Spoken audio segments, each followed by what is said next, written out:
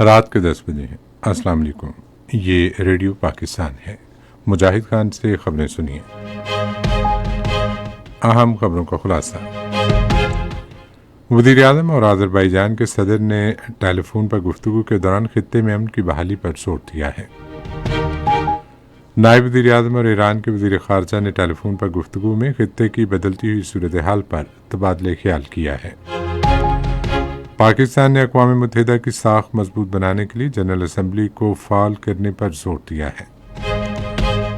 آج مصر میں FIH world cup hockey qualifier کے سیمی فائنل میں پاکستان نے جاپان کو 3 کے مقابلے میں 4 گول سے ہرا دیا۔ اور اب خبریں تفصیل کے ساتھ۔ وزیر اعظم محمد شہباز شریف نے صوبائی حکومتوں کو پیٹرولیم مصنوعات کے ذخیرہ اندوزوں کے خلاف سخت اقدامات کرنے کی ہدایت کی ہے۔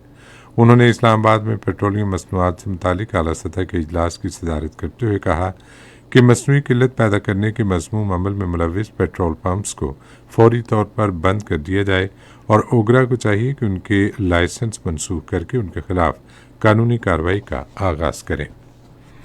پاکستان اور آذربائیجان نے خطے میں کشیدگی کم کرنے اور امن کی بحالی کی ضرورت پر زور دیا ہے۔ ان خیالات کا اظہار آج وزیر اعظم شہباز شریف اور آذربائیجان کے صدر الہام علیوف کے درمیان ٹیلی فون پر گفتگو کے دوران کیا گیا۔ وزیر اعظم نے آذربائیجان کی قیادت کو یقین دلایا کہ اس مشکل گھڑی میں پاکستان آذربائیجان کے برادر عوام کے ساتھ کھڑا ہے اور ان سے بھرپور اظہار یکجہتی کرتا ہے۔ نائب وزیر اعظم اور وزیر خارجہ اسحاق ڈار نے آج شام ایران کے وزیر خارجہ سید عباس عراقچی سے ٹیلی فون پر بات چیت کی اور ابھرتی ہوئی علاقائی صورتحال پر گہری تشویش کا اظہار کیا۔ فریقین نے تازہ ترین صورتحال پر رابطے میں رہنے پر اتفاق کیا۔ پاکستان اور ترکیہ نے توانائی کے شعبے میں دو طرفہ تعاون کو مزید مضبوط بنانے کا فیصلہ کیا ہے۔ یہ فیصلہ وزیر توانائی سردار اویس احمد خان لغاری اور ترکیہ کے وزیر توانائی الپ ارسلان بایارا کتار کے درمیان آن لائن ملاقات کے دوران کیا گیا۔ ترکیہ کے وزیر الپ ارسلان نے کہا کہ ترک سرمایہ کار پاکستان کے بجلی کے شعبے میں ہونے والی پیش رفت پر گہری نظر رکھے ہوئے ہیں اور انہوں نے نجکاری کے عمل میں نمایاں دلچسپی ظاہر کی ہے۔ اقتصادی رابطہ کمیٹی نے مختلف منصوبوں کے لیے 9 ارب روپے سے زائد کی منظوری دی ہے۔ اقتصادی رابطہ کمیٹی کا اجلاس آج اسلام آباد میں وزیر خزانہ محمد اورنگزیب کی زیر صدارت ہوا۔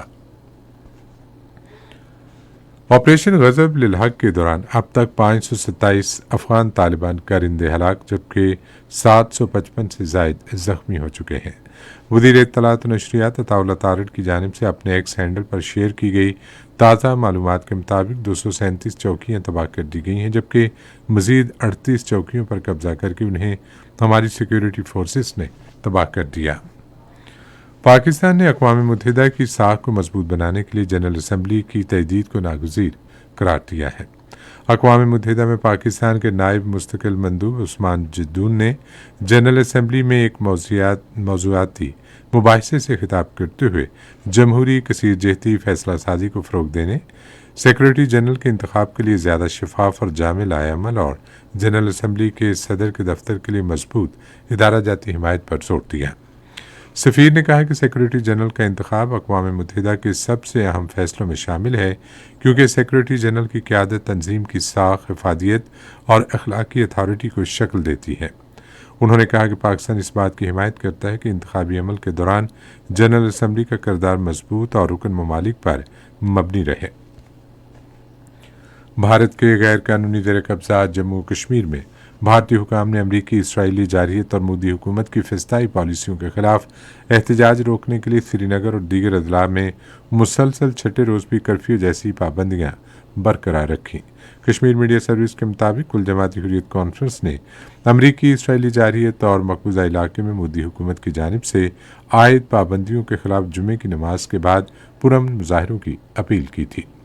تاہم انتظامیہ نے احتجاج کو روکنے کے لیے سری نگر، بارہ مولہ، بانڈی پورہ، بڈگام، پلوامہ اور وادی کشمیر کے دیگر اضلاع میں بڑی تعداد میں بھارتی فورسز تعینات کر دیں۔ انسانی حقوق کے بارے میں اقوام متحدہ کے ہائی کمشنر وولکر ترک نے امریکہ سے مطالبہ کیا ہے کہ ایران میں لڑکیوں کے ایک اسکول پر ہونے والے حملے کی اعلان کردہ تحقیقات جلد از جلد مکمل کی جائیں جس میں 175 افراد شہید ہوئے تھے۔ जनीवा में सहाफ़ियों से गुफ्तगू करते हुए उन्होंने फौरी एहतसाब और मुतासरीन को इंसाफ फराहम करने की ज़रूरत पर जोर दिया। उधर अमरीकी वज़ीर दिफा पीट हैगिस ने कहा कि अमरीका मनाब में होने वाले हमले की तहकीकात कर रहा है। ईरान में जंग के आगाज से लेकर अब तक अमरीका और इसराइल के हमलों में 1300 से जायद अफराद शहीद हो चुके हैं।